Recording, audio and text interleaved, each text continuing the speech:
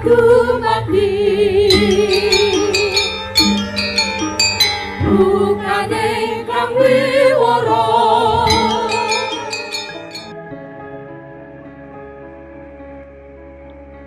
Sepekan sudah doa-doa tahlil dikumandangkan di dalam istana Pleret untuk dihantarkan bagi ketenangan arwah mendiang Ratu Mas Truntum yang telah berpulang. Amangkurat Agung mulai mencoba menerima kenyataan hidupnya kembali. Namun bagaimanapun juga Ratu Wetan adalah semangat hidupnya.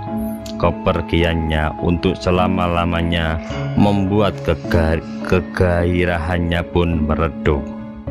Raut mukanya menjadi semakin menua. Hilanglah sinar cerah di wajahnya yang mulai semakin tertutup oleh mendung tebal, kekalutan dan rasa gundah gulana di hati. Malam-malam harus dilewati dalam kesepian dan kesendirian. Betapa sepinya waktu dikala sendiri begini. Tak ada lagi aroma semerbak rambut yang biasa dibelainya saat menjelang tidur.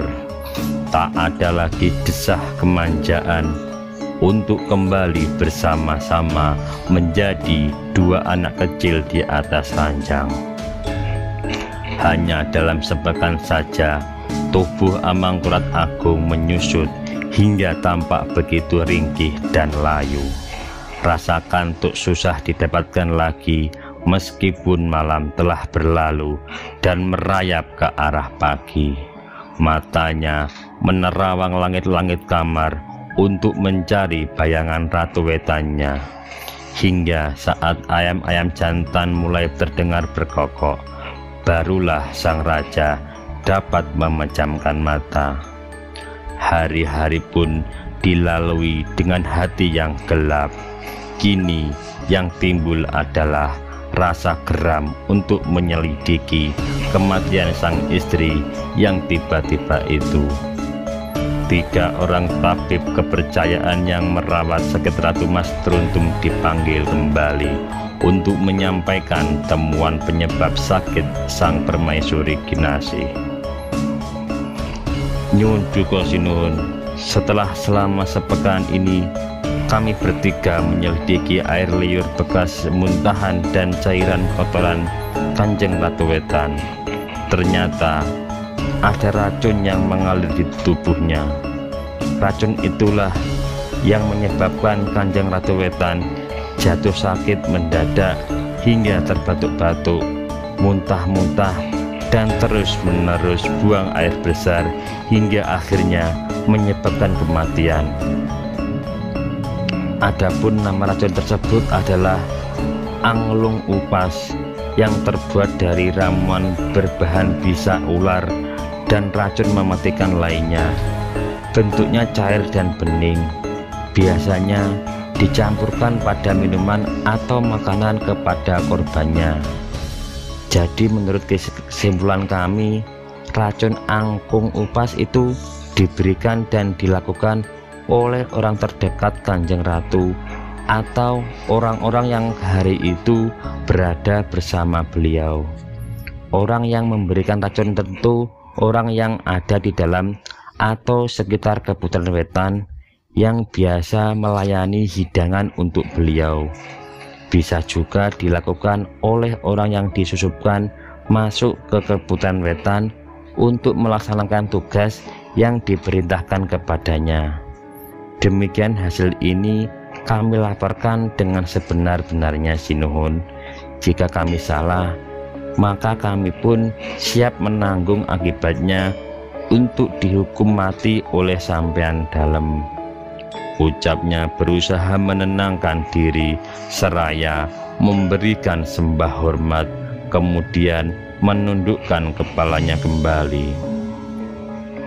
Bagai tersambar halilintar di siang bolong tanpa ada tanda-tanda akan turunnya hujan, mendengar kata-kata yang disampaikan oleh kepala tabib istana kepercayaannya, Amangkurat Agung segera bangkit dari duduknya. Hasil yang disampaikan itu begitu mengejutkan dan membuat kemarahannya meledak-ledak kembali. Matanya menjadi gelap dan hatinya pun keruh. Dada berguncang hebat karena jantungnya berdetak begitu cepat. Hidungnya mendengus-dengus karena napas yang memburu cepat. Darah pun terasa mendidih hingga kedua tangannya terkepal erat. Barang-barang yang ada di atas meja di sebelah singgasana kemudian menjadi pelampiasan kemarahannya. Semuanya hancur berantakan, tersapu oleh tangannya. Semua abdi dalam yang menemaninya hanya terpekur menunduk diam menyaksikan kelakuan Amangkurat Agung yang kembali meledak-ledak. Iblis laknat keparat. Ini semua adalah persengkokolan yang sengaja dilakukan untuk membunuhnya. Kang Mas Wirapatra, kau sekarang juga aku tugaskan untuk meringkus siapapun yang bersekongkol membunuhnya. Geledah seisi Kebutuhan Wetan, kumpulkan semua penghuninya, siapapun juga. Terserah kau bagaimana caranya untuk mengungkap pembunuhan ini.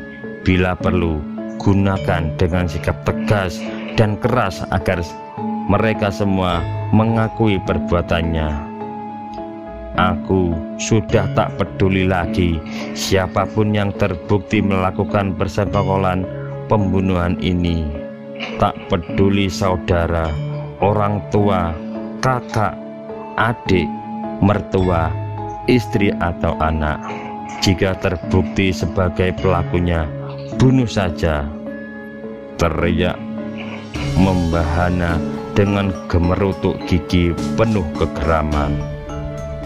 Sendika dawuh sinuhun, akan segera aku laksanakan perintah ini. Mohon restu, semoga dalam waktu cepat persengkokolan pembunuhan Ratu Wetan dapat terungkap, sahut Patih Wirapatra cepat. Dia memberikan sembah hormatnya, kemudian bangkit dari kursinya. Tangannya kemudian memberikan aba-aba isyaratnya kepada puluhan anak buahnya yang turut bersama di belakangnya untuk segera beranjak dari ruangan itu. Tanpa banyak cakap, perintah pun dengan cepat dilaksanakan oleh orang-orang kepercayaan sang raja untuk mengungkap persengkokolan pembunuhan istri kesayangannya itu. Amangkurat Agung menghempaskan tubuh di kursi singgasananya kembali. Raut mukanya masih merah padam dengan napas yang terus bergerak cepat naik turun. Tangan kanannya kemudian disandarkan di gagang kursi untuk menopang pelipisnya. Oh Ratu Truntum, malang benar nasibmu. Sayang, maafkan aku yang tak dapat menjagamu dengan baik.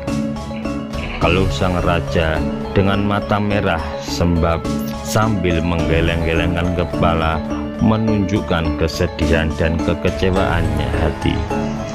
Sejenak dia merenung untuk menenangkan diri kembali. Tak mau lagi dia terus berlarut-larut dalam ketangisan. Kewibawaan dirinya sebagai Raja Mataram yang tegas harus segera ditegakkan kembali, sebagaimana yang senantiasa disarankan oleh mendiang permaisuri tercinta. Sebenarnya sejak awal sakitnya Ratu Mas Truntum pun yang tiba-tiba itu, Amangkurat Agung sudah curiga bahwa kematian istrinya disebabkan racun yang disusupkan pada makanan dan minumannya.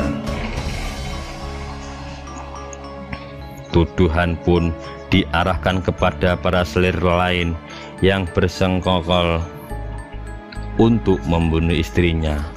Dia tahu bahwa perlakuannya terhadap Ratu Wetan ini membuat mereka iri. Giginya bergemeretak, menahan amarah. Kemurkaannya sudah tak bisa dipendam lagi. Semua kekecewaan ingin segera dimuntahkan dari hati yang meluap buih-buih kekesalan dan kekecewaan.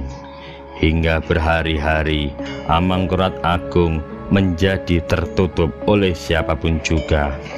Tak ada orang yang berani mendatangi kecuali mendapat perintah pemanggilan langsung darinya. Kesediaan dan kekalutan akibat kematian wanita yang sangat dicintainya berakibat begitu mendalam hingga dia pun enggan berurusan lagi dengan pemerintah.